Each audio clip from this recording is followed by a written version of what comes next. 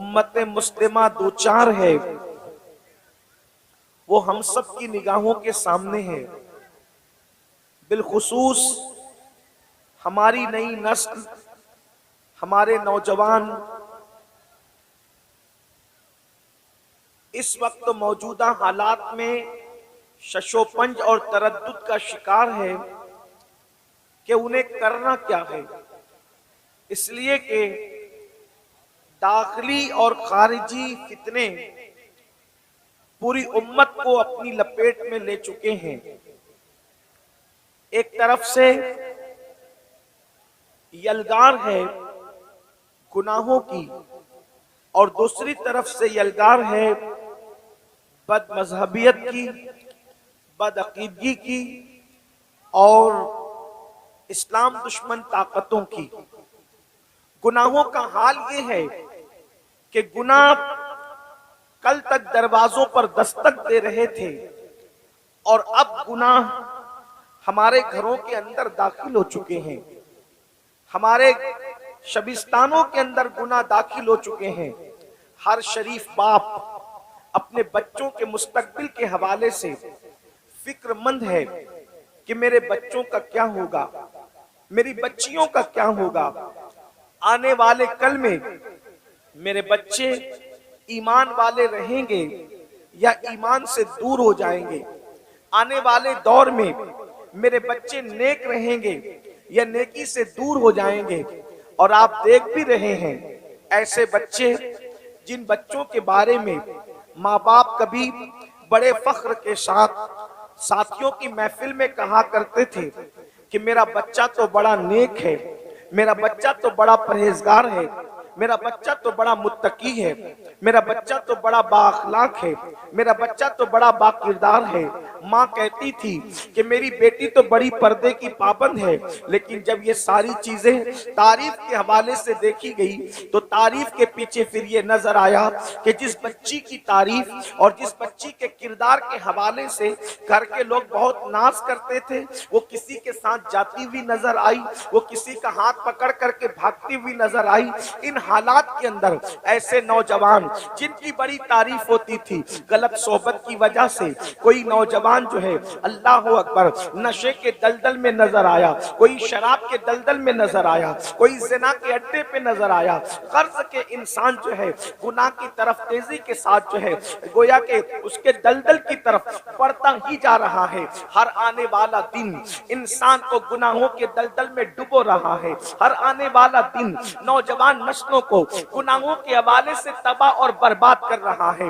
मेरे आका सल्लल्लाहु अलैहि वसल्लम के दीवानों, आप जानते हैं जब भी आंधी आती है, जब भी तूफान आता है, जब भी हवाएं तेज चलती है तो होता क्या है, किसी न किसी हल्की चीज को किसी भारी चीज का सहारा लेना पड़ता है। और जो हल्की चीज किसी भारी चीज के सहारे अपने आप को संभाल लेती है तो तूफान फिर उसका कुछ बिगाड़ नहीं सकता, आंधी उसको तबाह व बर्बाद नहीं कर सकती। मिसाल के तौर पर एक पत्ते ही को ले लीजिए, एक पत्ता है और वो पत्ता सूख चुका है, वो पत्ता दरख्त से टूट चुका है। लेकिन जब हवा तेजी के साथ चलती है, आंधी तेजी के साथ चलती है तो कागज हो या पत्ता हो या कोई हल्की चीज हो, इधर से उधर उड़ा कर ले जाती है, उधर से इधर उड़ा कर ले जाती है। अल्लाह अकबर, कर्ज के अल्लाह अकबर, पत्ते ही का हाल देख लें कि पत्ते का कोई ठिकाना नहीं होता। लेकिन अगर वो पत्ता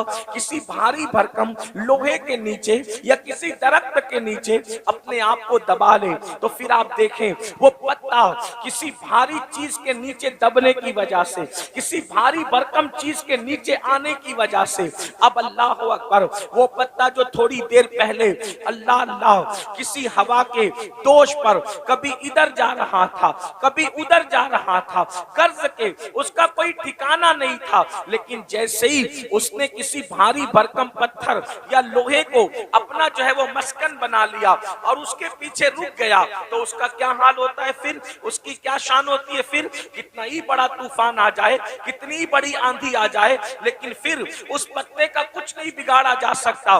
मेरे आका सल्लल्लाहु अलैहि वसल्लम के प्यारे दीवानों, अल्लाह अकबर, मुस्तफा जाने रहमत गैब दा नबी सल्लल्लाहु अलैहि वसल्लम को इन हालात का अंदाजा था। अल्लाह ने अपने महबूब सल्लल्लाहु अलैहि वसल्लम को अल्लाह अकबर गैब पर मुत्तला फरमाया था।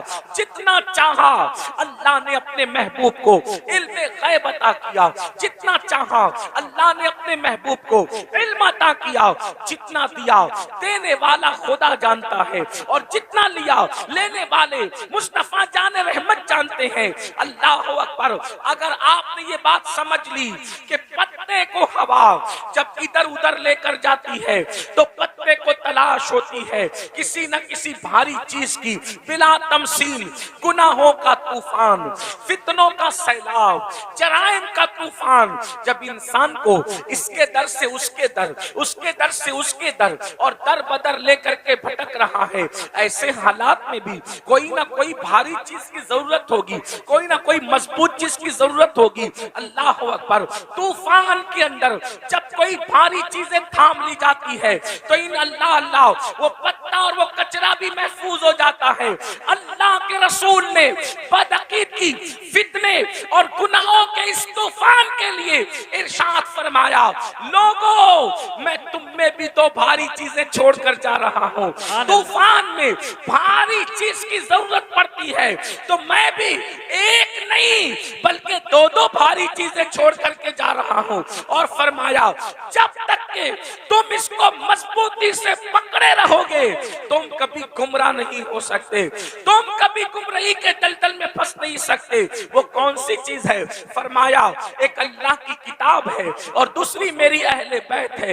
इन दोनों का दामन पकड़ करके रखना, कुरान को भी पकड़ के रखना और अहलुल बैत को भी पकड़ करके रखना, गुमराह नहीं हो सकते। एक चीज आपसे पूछना चाहता हूँ, अल्लाह की किताब को पकड़ो। जो अल्लाह की किताब को मजबूत से पकड़ेगा, मजबूती से पकड़ेगा, अल्लाह की किताब में मौजूद है नाप तौल में कमी न करो तो वो नाप तौल में कमी नहीं करेगा। अल्लाह अकबर। अल्लाह की किताब में मौजूद है कि लोगों के साथ मीठी गुफ्तगू करो, वक़ूलू कौलन सदीदा, तो वो लोगों के साथ मीठी गुफ्तगू करेगा। कुरान का जिसने दामन पकड़ लिया वो बीवी पे जुल्म नहीं करेगा, क्योंकि कुरान में मौजूद है हुन्ना लिबासुल लकुम व अंतुम लिबासुल लहुन्ना, कि शौहर बीवी का लिबास है, बीवी शौहर का लिबास है। जो कुरान का दामन पकड़ लेगा, कुरान का दामन थामने के बाद कुरान कह रहा है इधर उधर देखकर चक्कर मकर करके नहीं चलना, आंखों को आवारा नहीं करना, बल्कि चलने का अंदाज क्या होना चाहिए?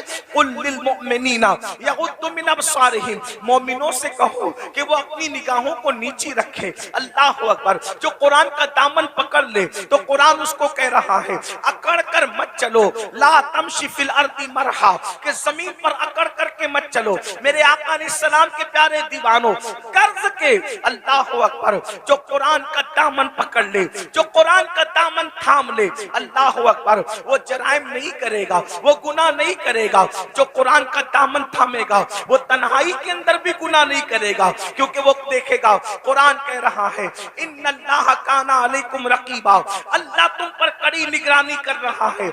मगर अल्लाह अकबर, कुरान मुकद्दस की 6666 आयतें कमोबेश इंसान को पुकार पुकार कर ज़ाब्ते हयात दे रही है, जिंदगी गुजारने का तरीका दे रही है, जिंदगी गुजारने का सलीका दे रही है।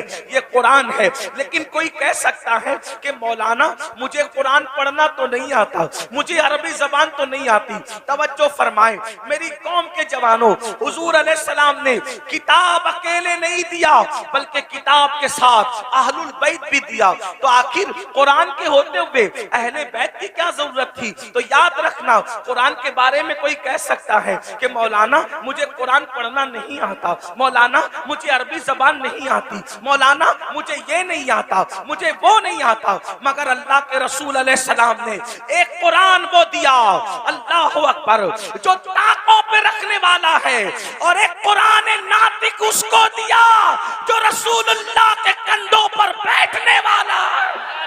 सुभान अल्लाह, नारे तकबीर, नारे रिसाला अल्लामा सैयद अमीनुल कादरी साहिब किबला मसलके आला हजरत। सुभान अल्लाह।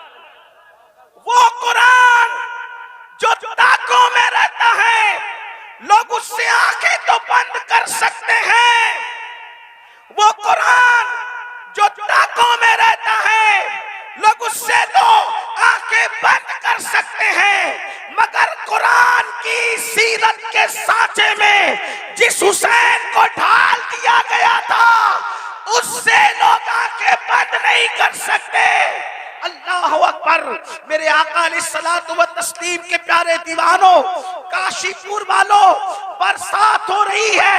आप पहले से हजरत मौलाना हमारे जो नाजिम साहब हैं, उनके हाथ पर आप वादा कर चुके हैं कि इंशाअल्लाह आप मैदान छोड़कर नहीं जाएंगे, इसलिए कि आप हुसैनी हैं और आप साबित करेंगे हुसैनी पानी रुकने पर भी मैदान छोड़कर नहीं जाता और पानी आने पर भी मैदान छोड़कर नहीं जाता। सुभान अल्लाह।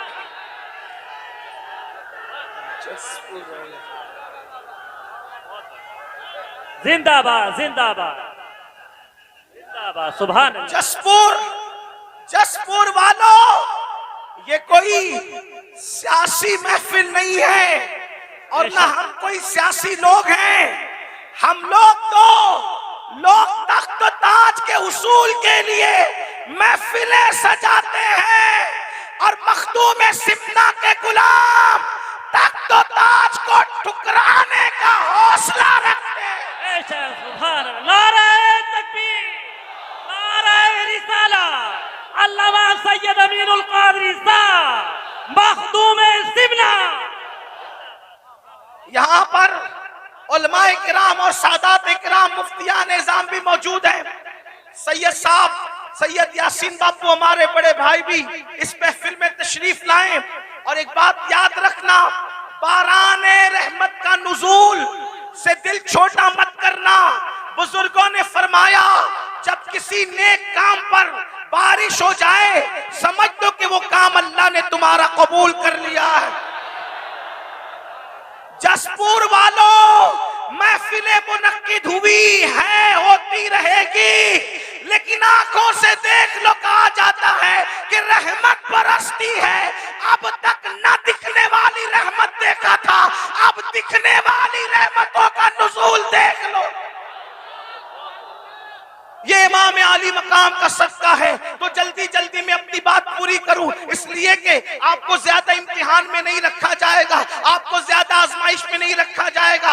हजरत मौलाना हाशिम काशीपुरी साहब से उनका खिताब सुना, हजरत अल्लामा जाहिद रजा नूरी साहब किबला और मुफ्ती साहब किबला, सब लोग यहाँ पर मौजूद है। आप जरा तवज्जो फरमाएं, वो कुरान, तवज्जो करें, वो कुरान, तवज्जो करें, वो कुरान। लोग कहते हैं करबला इतने शब्दों मत से बयान करने की क्या जरूरत है, करबला इतनी तफसील से बयान करने की क्या जरूरत है, करबला की इतनी तशरीह करने की क्या जरूरत है। हो गई शहादत, हो गई शहादत, हो गई, बात खत्म हो गई। एक बात आपसे कहूं, किसी की शहादत पर तवज्जो करें। आप चुप रहे सब लोग, अरे कोई किसी को कुछ ना कहे। अब कोई किसी को कुछ नहीं कहेगा, जो जिस हाल में उसी को उसी रहने दो। आप भी बैठ जाए, बैठ जाए, सब बैठ जाए। बस जिसकी महफिल है उसने संभालना है, महफिल जिसकी उसने संभालना है, कोई कुछ नहीं बोलेगा। एक बार सब बुलंद आवाज से दुरूद शरीफ पढ़ें। अल्लाहुम्मा सल्ली अला सय्यदिना व मौलाना मुहम्मदिन मादिनिल जूदी वल करम व आलिहि व सहबिहि व बारिक व सल्लिम सलातो व सलामन अलैका या रसूल अल्लाह। दुरूद शरीफ पढ़ने तो जरा समझ में भी आ, बुलंद आवाज से पढ़े दुरूद शरीफ। अल्लाहुम्मा सल्ली अला। आवाज नहीं आ रही दुरूद शरीफ पढ़ने की, बुलंद आवाज से आशिकों की तरह, हुसैनियों की तरह दुरूद शरीफ पढ़े। अल्लाहुम्मा सल्ली अला सय्यदिना व मौलाना मुहम्मदिन मादिनिल जूदी वल करम व आलिहि व सहबिहि व बारिक व सल्लिम सलातो व सलामन अलैका या रसूल अल्लाह सल्लल्लाहु तआला अलैहि वसल्लम। तो अर्ज ये कर रहा था, आखिर ये बात होती है कि इमाम अली मकाम की शहादत इतनी शद्दोमद, इतनी तफसील, इतनी शरो बस्तक के साथ क्यों बयान की जाती है? आखिर इसकी जरूरत क्या है? तो मैं आपके सामने अर्ज करूं, किसी और की शहादत पर भी तो ऐसी निशानियां रूनुमा नहीं हुई जैसी निशानियां इमाम हुसैन की शहादत पर रूनुमा हुई। जो वो इमाम बहकी रहमतुल्लाह अलैह अपनी किताब में लिख रहे हैं, तारीख खुलफा में इमाम सुयूती लिख रहे हैं, आईने क़यामत में उस्ताद ज़मन लिख रहे हैं, सदुल फाजिल सवाने करबला में लिख रहे हैं। क्या लिख रहे हैं कि जब इमाम हुसैन